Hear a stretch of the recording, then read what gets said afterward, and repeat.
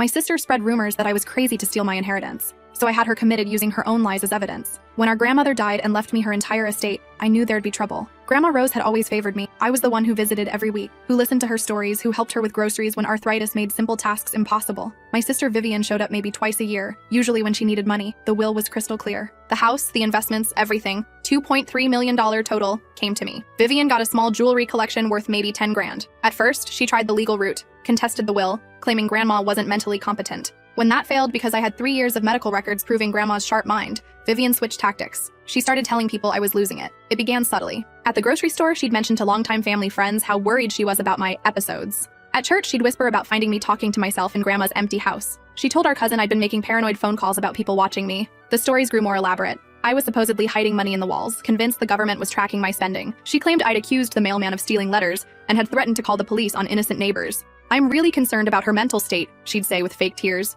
"The inheritance seems to have triggered something. Maybe the stress broke her." People started looking at me differently. Conversations would stop when I entered rooms. Old family friends began avoiding eye contact. Even my doctor seemed more cautious during appointments, asking probing questions about my mood and sleep patterns. The breaking point came when I overheard her on the phone with my uncle. "She's completely delusional now," Vivian said. "Yesterday, she told me grandma's ghost was giving her investment advice. And last week, she called me at 3 a.m. rambling about hidden treasure in the attic. I think she needs professional help before she hurts herself or someone else." I recorded the entire conversation. That's when I realized what she was really doing. Vivian wasn't just trying to make me look crazy. She was building a case to have me declared mentally incompetent. If she could get me committed or assigned a guardian, she could challenge my control over the inheritance. But Vivian had made one crucial mistake. She'd been so convincing in her lies that people believed her completely. And if everyone thought I was dangerously unstable, well, those same stories could work in reverse. I started documenting everything. Every conversation where someone mentioned Vivian's concerns about me. Every time she repeated her fabricated stories. I recorded phone calls and saved text messages where she described my supposed breakdown in vivid detail. Then I did some research into involuntary commitment laws. 3 weeks later, I called 911 from Vivian's apartment, sobbing hysterically. "Please help," I begged. "My sister is having a complete psychotic break. She's been living in this delusional fantasy where she thinks our dead grandmother is haunting me. She's convinced I'm having conversations with ghosts and hiding money in walls. She called me 50 times yesterday rambling about government conspiracies and threatened to hurt our mailman. I'm terrified she's going to hurt herself or someone else." When the paramedics arrived,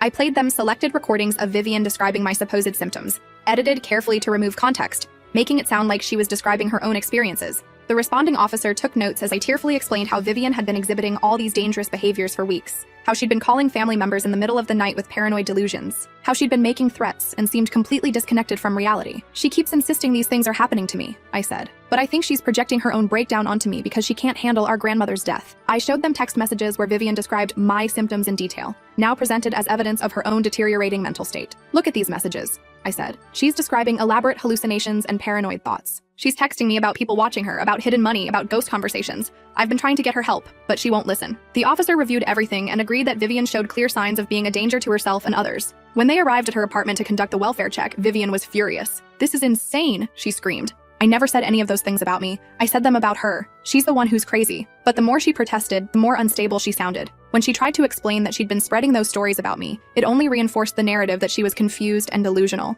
"Ma'am, we have recordings of you describing these symptoms in your own voice," the officer said patiently. "And we have documented evidence of you sending these concerning messages." "Those weren't about me," Vivian shrieked. "I was lying about her." The admission that she'd been fabricating mental health stories about a family member only made things worse. By this point, I was practically winning an Academy Award for my concerned sister performance. I wrung my hands and spoke to the officers in hushed, worried tones. "This is exactly what I was afraid of," I said. "She's becoming completely detached from reality. Now she's claiming she made up stories about me having mental health issues. But why would someone do that? It doesn't make any sense unless she's seriously unwell." The more Vivian tried to explain her scheme, the crazier she sounded. She ranted about inheritance laws and competency hearings while the officers exchanged glances. "She's obsessed with our grandmother's will," I explained sadly. "She can't accept that grandma left everything to me. I think the grief and financial stress have pushed her over the edge." When Vivian screamed that I was manipulating everyone, that I'd stolen her inheritance, that she'd been systematically trying to discredit me, it sounded like textbook paranoid delusions. The clinician who arrived for the psychiatric evaluation found Vivian in a state of rage, making wild accusations about elaborate conspiracies. She claimed I'd recorded her private conversations and edited them to frame her. She insisted that multiple family members were in on a plot to steal her money. "Ma'am," the clinician said gently, "these recordings are in your own voice, describing concerning symptoms. Your sister is showing us text messages where you detail paranoid thoughts and threatening behavior." "I was lying," Vivian screamed. "I made all of that up about her." "So you're admitting to fabricating serious mental health accusations against a family member?" the clinician asked, making notes. Vivian realized her mistake too late. She tried to backtrack, to explain the context, but every word made her sound more unstable. I pulled the clinician aside privately. "I need to tell you something," I whispered. "There's a history of mental illness in our family. Our father had bipolar disorder and was hospitalized several times. I've been watching for signs in both of us since our grandmother died." This was actually true. Dad had struggled with mental health his entire life. He'd disappeared for weeks during manic episodes, convinced he was going to revolutionize the world with some impossible invention. During depressive phases, he'd lock himself in his room for days, refusing to eat or speak to anyone. Mom had spent years walking on eggshells, never knowing which version of him would walk through the door. "I think the stress of the inheritance situation has triggered something in Vivian," I continued. "She's been fixated on the idea that our grandmother's will was somehow unfair, even though Grandma was very clear about her wishes. She spent her entire childhood being jealous of the attention I got from Grandma, and I think losing out on the inheritance was the final straw." The clinician nodded sympathetically. Genetic predisposition combined with a major life stressor was a classic trigger for psychological breaks. When they asked Vivian about family mental health history, she confirmed that Dad had been bipolar, inadvertently supporting my narrative that she was having a hereditary breakdown. "Yes, he was sick," she said desperately. "But that doesn't mean I am. I was pretending she was crazy to get her money. This is all calculated revenge." To the medical professionals, this sounded like someone having delusions about elaborate conspiracies involving financial motives. The 72-hour hold was approved within an hour. As they led Vivian away in restraints, she looked back at me with pure hatred. "This isn't over," she hissed. "I'll prove what you did." I squeezed her hand gently. "I just want you to get better," I said, loud enough for the officers to hear. "I love you, and I'll be here when you're ready to come home." The next phase of my plan began immediately. I spent the days while Vivian was locked up visiting every person she'd lied to about me. I had to carefully rebuild my reputation while seeming genuinely concerned about my sister's breakdown. At the grocery store, I approached Mrs. Henley, the cashier who'd known our family for decades. "I wanted to thank you for your concern about me," I said quietly. "I know Vivian talked to you about some things, and I realized now that she was projecting her own struggles onto me." Mrs. Henley looked confused. "Projecting? The doctors explained it to me," I said, fighting back fake tears. "When people are having a psychological breakdown, they sometimes attribute their own symptoms to someone else. All those things she told you I was doing, talking to myself, being paranoid, making threats, those were actually warning signs of her own condition." Mrs. Henley's eyes widened. "Oh my goodness, I had no idea. I feel terrible that I didn't recognize the signs sooner," I continued. She was clearly crying out for help, but I thought she was just being difficult about the inheritance. Word spread quickly through our small town. The same gossip network that Vivian had used to damage my reputation now worked in my favor. People began reinterpreting everything she'd told them through the lens of her supposed mental illness. The church ladies were particularly sympathetic. During Wednesday evening service, I stood up during prayer requests. "Please pray for my sister Vivian," I said, voice trembling. "She's been hospitalized for a psychiatric emergency. The doctors say she's been struggling with delusions and paranoid thoughts for months. I'm asking for prayers for her healing and for strength for our family during this difficult time." The congregation rallied around me. Mrs. Patterson, the pastor's wife, approached me after service.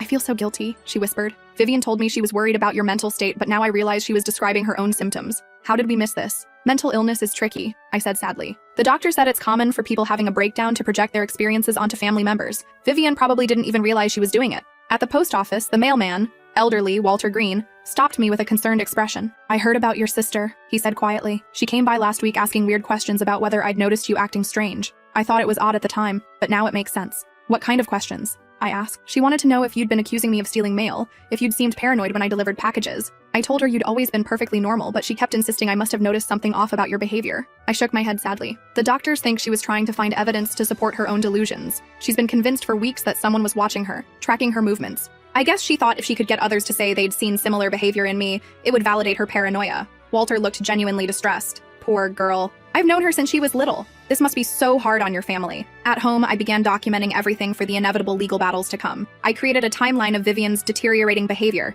using her own lies against her. Every story she'd told about me became evidence of her growing instability. I found the notebook where she'd written down details about my supposed symptoms. In her handwriting, she'd recorded elaborate paranoid scenarios, threatening behaviors, and delusional thinking patterns. She'd intended to use these notes to build a case against me, but now they served as a diary of her own mental decline. I photographed every page, making sure to capture the dates she'd written beside each entry. To anyone reviewing the evidence, it would look like Vivian had been documenting her own psychological deterioration for months. The entries were detailed and damning. March 15th, called me at 2 a.m. asking if I'd seen cars parked outside her house. Claims government is monitoring her spending habits. March 22nd, found her in Grandma's attic, digging through old boxes looking for hidden money. When I asked what she was doing, she said Grandma's spirit told her there was treasure up there. March 28th, threatened to call police on mailman, convinced he's stealing her letters. Accused him of being part of surveillance operation. Each entry painted a picture of escalating paranoia and detachment from reality. The fact that they were written in Vivian's own hand made them incredibly powerful evidence. I also reviewed all the text messages she'd sent me over the past few months. Many of them contained elaborate descriptions of my supposed symptoms,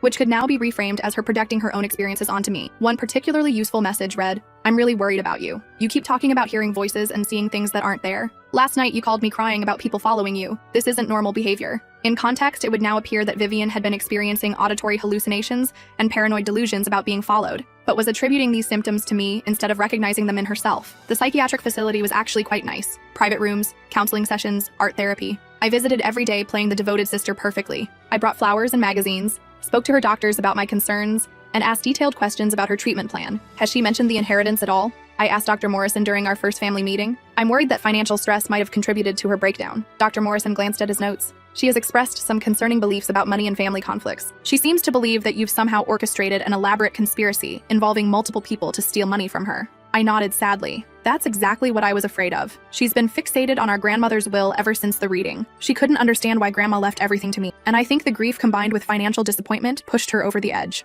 Can you tell me more about your grandmother's relationship with each of you? Dr. Morrison asked. I chose my words carefully. Grandma always tried to be fair, but I think I had a closer relationship with her in her final years. I visited regularly, helped with errands, spent holidays with her. Vivian was busy with her own life, which is completely normal for someone her age. But I think she started to resent the time I spent with Grandma, especially when she realized it might affect the inheritance. And how did Vivian react when the will was read? She was shocked, I said. She immediately hired a lawyer to contest it, claiming Grandma wasn't mentally competent. When that failed, she became obsessed with proving that I'd somehow manipulated the situation. She started telling people I was having mental health issues, that the stress of the inheritance had made me unstable. Dr. Morrison made notes. And you believe she was projecting her own psychological state onto you? The timeline matches perfectly, I said. Right around the time she started claiming I was having paranoid thoughts and delusional episodes, I noticed she was becoming increasingly agitated and suspicious. She'd call me at all hours with strange theories about people watching her or following her. She became convinced that various family members were conspiring against her. Vivian's protest that she was completely sane only reinforced her diagnosis. The more she insisted that I'd orchestrated everything, the more the staff saw evidence of paranoid delusions. She's fixated on conspiracy theories. Dr. Morrison told me during another family meeting. She believes you've somehow manipulated medical professionals, law enforcement, and family members in an elaborate scheme. This level of paranoid thinking suggests a significant break from reality. I wiped away a tear. Is there anything I can do to help? I feel terrible that I didn't see the signs earlier. The best thing you can do is be patient, the doctor said. Recovery from this type of psychotic episode takes time. She may continue to blame you for her hospitalization as part of her delusional thinking. During visiting hours, I'd sit beside Vivian's bed and speak in gentle, concerned tones. I know you're angry with me, I'd say. But I only called for help because I was scared you might hurt yourself. I couldn't live with myself if something happened to you. Vivian would stare at me with undisguised fury, but she'd learned to control her outbursts. The staff had made it clear that aggressive behavior would extend her stay. You won't get away with this, she'd whisper when no one was listening. I don't know what you mean, I'd reply innocently. I just want you to get well. Sometimes I'd bring photo albums from our childhood, flipping through pictures while she sat in stony silence. Remember this? I'd say, pointing to a picture of us at Christmas morning. Grandma always made sure we each got the same number of presents. She loved us both so much. Vivian's jaw would clench, but she couldn't respond without seeming delusional. After all, how could she explain that Grandma had clearly favored me without sounding bitter and paranoid? I miss her too, I'd continue softly. I think losing her was harder on both of us than we realized. Grief affects people differently. The medical staff noted my dedication in their reports. I was clearly a loving sister, providing constant support despite Vivian's hostility and accusations. One afternoon, I brought Vivian's favorite coffee from the local cafe. As I set it on her bedside table, she grabbed my wrist. Why are you doing this? She whispered urgently. You've already won. You have everything. Why do you need to destroy me too? I gently extracted my wrist from her grip. I'm not trying to destroy you. I'm trying to help you get better. Cut the act, she hissed. There's no one else here. Just tell me why. I looked directly into her eyes. Because you tried to take away the only thing I had left of Grandma. You were willing to have me declared insane just to get money you didn't deserve. You started a war, and I finished it. Vivian's face crumpled. I was desperate. I have nothing. No savings, no career, no prospects. I thought Grandma would leave us equal shares. Grandma left her money to the person who earned it, I said quietly. If you'd spent half as much time caring about her as you did counting her assets, maybe things would have been different. So this is my punishment? She asked. This is a consequence, I corrected. Actions have consequences. You chose to lie about me, to try to manipulate everyone into believing I was mentally ill. Now you're living with the results of that choice. Vivian stared at me for a long moment. You're scarier than I ever was. No, I said, standing to leave. I'm smarter than you ever were. 3 weeks into her stay, Vivian's lawyer came to visit. Robert Fitzgerald had been her attorney for years, handling her divorce and business contracts. She tried to explain the whole situation, how she'd been spreading rumors about my mental health, how I'd turned her own lies against her, how the inheritance was the real motive. But by then, she had an official psychiatric diagnosis on her medical record. Her claims sounded like the desperate ravings of someone who couldn't accept responsibility for her own breakdown. Vivian, Robert said carefully, even if everything you're saying is true, you've admitted to deliberately spreading false information about your sister's mental health. That's defamation at minimum, and potentially criminal harassment. It's not going to look good in any legal proceeding. Vivian grabbed his arm. But don't you see? She used my own plan against me. She recorded me making up those stories about her. then edited the recordings to make it sound like I was talking about myself. Robert glanced around the sterile hospital room, taking in the security cameras and medical equipment. The recordings would need to be authenticated by experts, he said. That's expensive and time-consuming. And even if we could prove they were edited, you'd still have to admit that you originally fabricated mental health symptoms about your sister in an attempt to steal her inheritance. Vivian's face crumpled. So what am I supposed to do? Focus on getting well, Robert said gently. The inheritance case is over. Your sister has clear legal ownership of your grandmother's estate, and your recent situation makes any competency challenge impossible. What about my reputation? Vivian asked desperately. Everyone in town thinks I'm crazy now. Robert sighed. That ship has sailed. The best thing you can do is complete your treatment, stay on whatever medication they prescribe, and consider starting fresh somewhere new. After Robert left, Vivian sat by her window for hours, staring out at the parking lot. I watched from the doorway, genuinely feeling sorry for her. She'd trapped herself perfectly, but my sympathy only went so far. She'd started this war. The real test came when Dad visited. He'd driven down from his retirement community in Florida, looking confused and worried. Dad had always been fragile since his own struggles with mental illness, and seeing Vivian in a psychiatric ward was clearly triggering for him. I don't understand, he said during our family meeting with Dr. Morrison. Vivian seemed fine at Christmas, a little stressed about money, but fine. I took his hand gently. The doctors say that sometimes mental illness can be hidden for months before it manifests openly. All those concerns she expressed about my behavior, she was actually describing her own symptoms. Dad nodded slowly. I remember when I was sick, I thought everyone else was the problem. I couldn't see that I was the one acting strangely. Dr. Morrison made notes. Having a father confirm the family history of mental illness and validate the pattern of projection made Vivian's case even more hopeless. Will she get better? Dad asked. With proper medication and therapy, most patients with her condition can learn to manage their symptoms, Dr. Morrison said, but it's a chronic illness that requires ongoing treatment. Vivian's eyes filled with tears as she listened to them discuss her future like she wasn't even there. Can I talk to her alone? Dad asked. Dr. Morrison nodded and left us in the room. Dad pulled his chair close to Vivian's bed. Sweetheart, he said gently, I know this is scary. When I was hospitalized, I felt like everyone was against me too, but the medication helped. The therapy helped. You can get through this. Vivian looked at me desperately, then back at Dad. I'm not sick like you were. This is all a misunderstanding. Dad patted her hand. That's what I said too. Denial is part of the illness, but your sister called for help because she loves you. Just like Mom called for help when I was sick. The parallel was perfect. Dad's validation of my story, combined with his first-hand experience with mental illness, made it impossible for Vivian to convince him that she was the victim of a conspiracy. After Dad left, I stayed behind to talk with Vivian privately. You could end this, I said quietly. Accept that Grandma's will was legal and fair. Stop fighting me on the inheritance. Focus on rebuilding your life. Vivian's voice was hoarse from crying. I can't afford to start over. I invested everything I had in that legal challenge. I'm broke. I pretended to consider this. What if I helped you? A small monthly allowance from the estate. Enough to get you back on your feet. Hope flickered in her eyes. You'd do that? On one condition, I said. No more legal challenges. No more trying to prove I manipulated you. Accept that you had a breakdown and move forward. Vivian stared at me for a long moment. She knew I was offering her a way out. Financial security in exchange for admitting defeat. How much? She whispered. $5,000 a month, I said. For 5 years. That's $300,000 total. More than enough to start fresh somewhere new. It was a generous offer, and we both knew it. Vivian could disappear, build a new life, and pretend none of this ever happened. What's the catch? She asked. Sign a document admitting that you fabricated stories about my mental health in an attempt to contest the will. Acknowledge that your hospitalization was necessary due to your own psychological breakdown. Agree never to contact anyone from our hometown again. Vivian closed her eyes. You want me to confess publicly that I'm the crazy one. I want you to tell the truth, I said. The choice is yours. Take the money and disappear, or stay here and keep fighting a battle you can't win. She was quiet for so long I thought she'd fallen asleep. Finally, she whispered, I'll think about it. The next day, Vivian's attitude had completely changed. She was cooperative with the medical staff, participated in group therapy, and even smiled when I visited. I've been thinking about what you said, she told me. Maybe you're right. Maybe I did have some kind of breakdown. All that stress about the inheritance, losing Grandma, feeling like nobody cared about me, it probably affected my judgment. Dr. Morrison was pleased with her progress. It's a positive sign when patients can acknowledge their condition and accept responsibility for their actions, he told me privately. But I knew Vivian better than that. She was playing along, trying to get release so she could regroup and attack from a different angle. I wasn't going to give her that chance. During my next visit, I brought a manila folder containing the confession document I'd drafted. I had my lawyer draw this up, I said, sliding it across the table. If you sign it, I'll have the first payment deposited in your account before you're discharged. Vivian read through the document carefully. It was brutal. A complete admission of guilt that would make any future legal action impossible. This is humiliating, she said.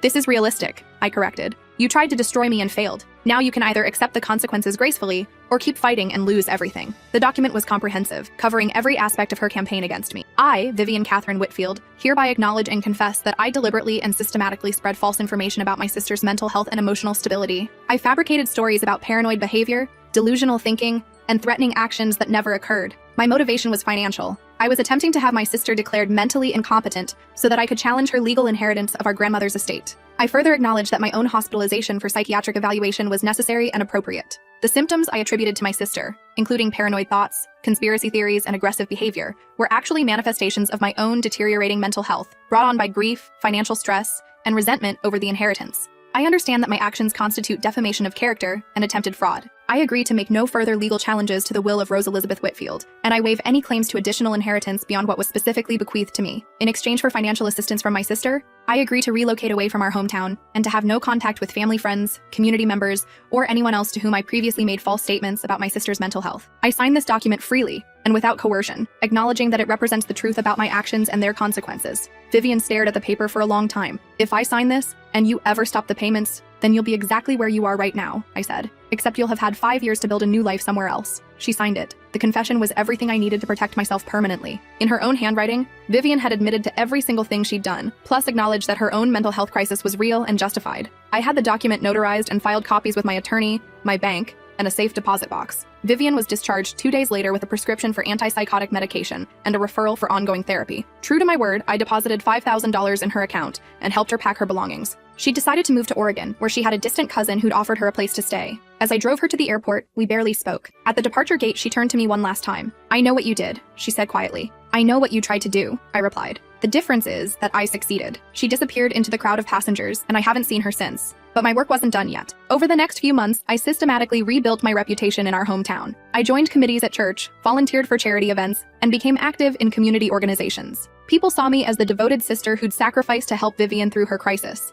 I used Vivian's signed confession strategically. When anyone asked about her, I'd mention sadly that she'd admitted to making up stories about me during her breakdown. "She's getting help now," I'd say. The doctors think the stress of losing grandma triggered something she'd been suppressing for years. The confession document also served as insurance. If Vivian ever tried to return and contest the inheritance again, I had written proof of her admission of guilt. I donated a substantial amount to the local mental health clinic and had a wing named in Grandma's honor. The dedication ceremony was covered by the newspaper, with photos of me cutting the ribbon. "My grandmother always believed in taking care of people who couldn't take care of themselves," I said in my speech. "I know she would be proud to have her name associated with such important work." The article mentioned that the donation was made possible by Rose Whitfield's generous bequest to her granddaughter, and included a sidebar about the importance of mental health awareness and family support. The reporter, a young woman named Jennifer Hayes, interviewed me afterward. "It must have been difficult, dealing with your sister's breakdown while managing such a large inheritance," she said. I nodded sadly. The timing was especially hard because Vivian was so stressed about our grandmother's will. She couldn't understand why she'd been left a smaller inheritance, and I think that disappointment, combined with grief, really affected her mental health. "How is she doing now?" "She's getting excellent care," I said. "She's moved to a quieter environment where she can focus on her recovery. The doctors are optimistic about her progress."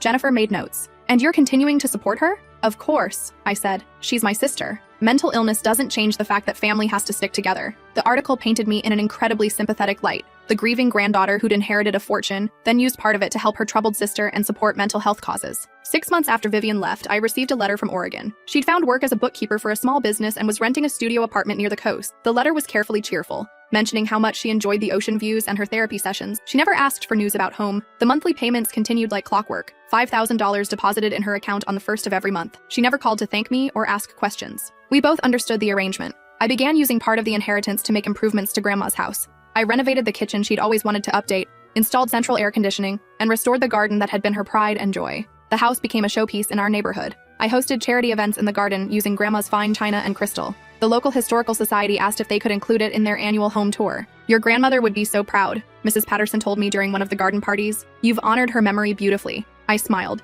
thinking about how Grandma had worried that Vivian would sell the house and spend the money carelessly. Instead, it had become a gathering place for the community she'd loved. 18 months later, I got a wedding invitation. Vivian had met someone, a divorced accountant named Marcus who owned a small tax preparation business. The ceremony would be small, just immediate family. I wasn't invited to attend. I sent a generous wedding gift anyway, a crystal vase that Grandma would have approved of. The card read, "Wishing you happiness in your new life. Love, your sister." Vivian sent a brief thank you note. Her handwriting looked steadier than I'd seen it in years. 3 years into our arrangement, something unexpected happened. I met someone too. James Dalton was a financial advisor who helped me reorganize Grandma's investment portfolio. He was patient, funny, and completely uninterested in my money. During our professional meetings, he'd tell stories about his ridiculous clients or share pictures of his dog, a golden retriever named Buster who was obsessed with tennis balls. When he asked me to dinner, I almost said no. Dating felt complicated when you were sitting on a multi-million-dollar inheritance. But James made me laugh in a way I hadn't in years. On our third date, I told him about Vivian, a carefully edited version where she'd had a mental breakdown over the inheritance,